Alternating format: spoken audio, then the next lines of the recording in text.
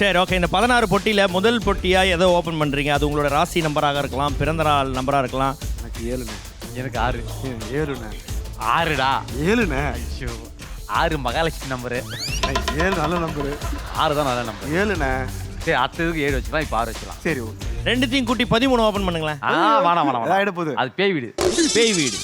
எதனால 13 பேய் வீடு? 13 பேய் வீடுனா 13 நம்பர்னால அது பேய் வீடு தான். அங்கே பேய்ங்க நிறைய குடி இருக்கும்.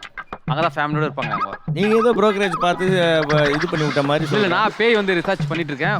பண்ணியிருக்கேன் நிறைய. என்ன மாதிரி ரிசர்ச் பண்ணிருக்கீங்க? பேய் எப்படி வந்துட்டு நமக்குள்ள பூரோம், எப்படி பூரோம்? எந்த மாதிரி டைம்ல பூரோம், எந்தெந்த ராசிக்கெல்லாம் அது இதாகும். என்னென்ன ராசிக்கலாம்? எல்லாரும் சொல்லுவாங்க கும்ப ராசிக்கு இதாகும். செவுல உடைப்பேன் நான். கும்பராசி கொன்றுவேன். அண்ணே, நீங்க வந்து பேய் வீட்டு நீங்க தான் பூருவீங்க. நீ ஓடாத. அது பூந்தாலும் ஒண்ணுதான், நீங்க பூந்தாலும் ஒண்ணுதான்.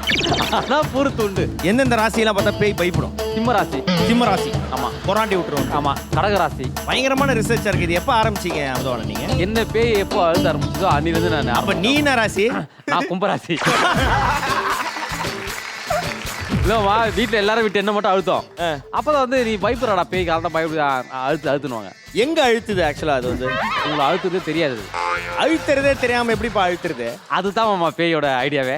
என்னன்னா நம்ம சொல்லுவோம் அது பிளட் சர்க்குலேஷன் சரியா இல்லை. நிறைய பேர் சொல்லுவாங்க அது பிளட் சர்க்குலேஷன் சரியா இல்லப்பா, அதனால வந்து அது அழுத்திருக்கோம், உங்களுக்கு அழுத்துற மாதிரி தெரியும் அப்படின்னு. சில பேர் நான்வெஜ் சாப்பிட்றீங்க அப்படியே படுத்துட்டு இருப்பீங்க, சில பேர் கை இப்படியே வச்சு படுத்துருப்பீங்க, அதனால உங்களுக்கு அழுத்துற மாதிரி தெரியணும். அதெல்லாம் சும்மா இதெல்லாம் நான் ஒரு நாளும் செக் பண்ணியிருக்கேன். டேய், இவன் அம்பளி மாமா கதை சொல்றான், நீ அதையும் கேட்டுங்க.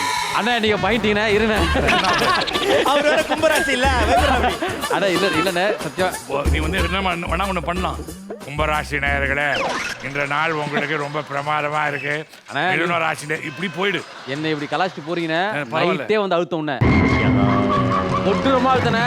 நீ ஒருவேளை தூக்கத்துல தாய்லாந்துல இருக்கிற மாதிரி நினைச்சிருக்கிறியோ?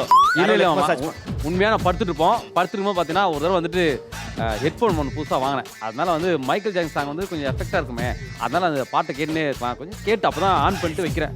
ஏன்னா பொதுவாக வந்து தூங்கும் போது தான் அழுத்தம்.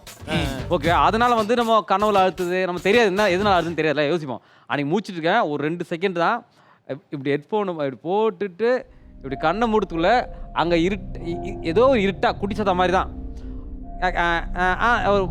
வெஸ்டர்ன் சாங் வருமே தான் மைக்கேல் ஜாக்சன் ஆலா மேனா பியாக்கும் பியா மேனா என்ன சாங்க அந்த பாட்டு கேட்குறேன். இப்படி இருந்துக்கூட சர்ன்னு வந்துட்டு அழுத்துட்டு என் மேலே அழுத்திட்டு உட்காந்துருக்கு. இப்போ நான் வந்துட்டு இப்போ தூங்கினா கூட பரவாயில்ல, மூச்சுட்டு இருக்கேன். கண்ணை திறக்கலாமா, திறந்தா அது உருவம் எப்படி இருக்கும், அதை நம்ம பார்த்துருமா, பார்த்து நம்ம பயந்துருமா, இல்லை அது நம்மளை அழுத்திடுமா, என்ன பண்ணுறது எதுவுமே தெரியல எனக்கு. இப்படியே யோசிச்சிடுறேன். அப்புறம் கடவுளாம் வேண்டுட்டு டப்புனா இப்படி திரும்பிட்டு அது டக்குன்னு திரும்ப அழுத்தினா. ஃபர்ஸ்ட் நீ விரல இப்படி பண்ணோம், லைட்டாக பண்ணோம், 2 விரல பண்ணோம். அப்புறம் இப்படி பண்ணிட்டு கொஞ்சமா பண்ணி இப்படி ஃப்ரீ பண்ணி அழுத்த ஆரம்பிச்சிருவீங்க. அப்படி பண்ணாதான் நீ ரிலீஃப் ஆவ, இல்லைன்னா ஆக மாட்டேன். செக் பண்ணி பாரு. இவன் பேங்காக் போயிருக்கான், எவனோ ஒருத்தன் அமுகி இருக்கான், தாய் மசாஜ் பண்ணிருக்கான், அதை பேயிட்டான். அண்ணே பைக்காங்க அது மாதிரி தப்புனே பேர் கம்பெனி நீ காத்து கருப்பா மாத்திர.